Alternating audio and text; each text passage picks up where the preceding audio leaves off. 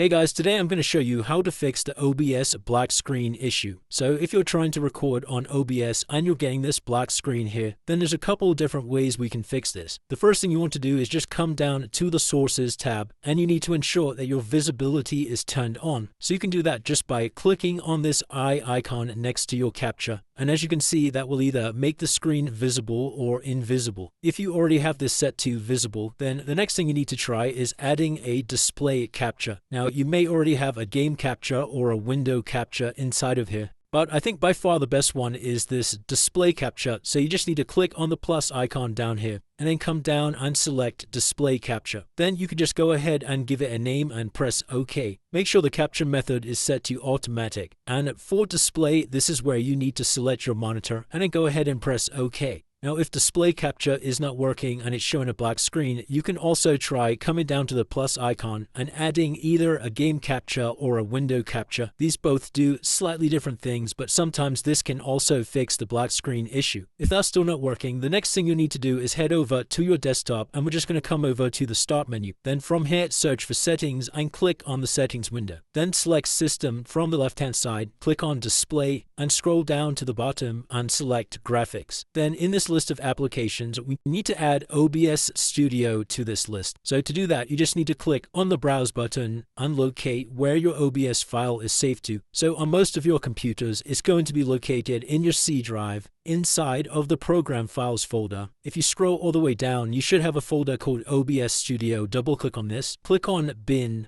64-bit, and then you'll have this file obs64.exe. Double click on this, and once you've added the application to the list, you just need to scroll down and locate OBS Studio. Click on Options, and in here we have both power saving and high performance mode. Now you can see for high performance mode, it's using my NVIDIA graphics card, but for power saving, it's using my AMD graphics card. So what you can try doing is just switching between these two options, because sometimes by using the different graphics card, it can fix the black screen issue. So if you're already using high performance, then try it using power saving. And if you're already on power saving, then try it using high performance, and then just press save to save these changes. Now, lastly, if you have tried that and it's still not working, the final thing we can do is head back over to the Start menu and just search for OBS Studio. And then you need to right click on this and select Open File Location. Then it will take you to this folder here, and once again we're going to right click on OBS Studio and once again select Open File Location. And once you've found obs64.exe, you're simply going to right click on this and select Properties. Click on the Compatibility tab and make sure you have Run this program as administrator checked, and then you can press Apply and OK. And once again, you can try launching up the application, and that should have now solved any black screen issues you were having. So that's it, guys. If you did find this video helpful, then let me know in the comments below, and I'll see you in the next one.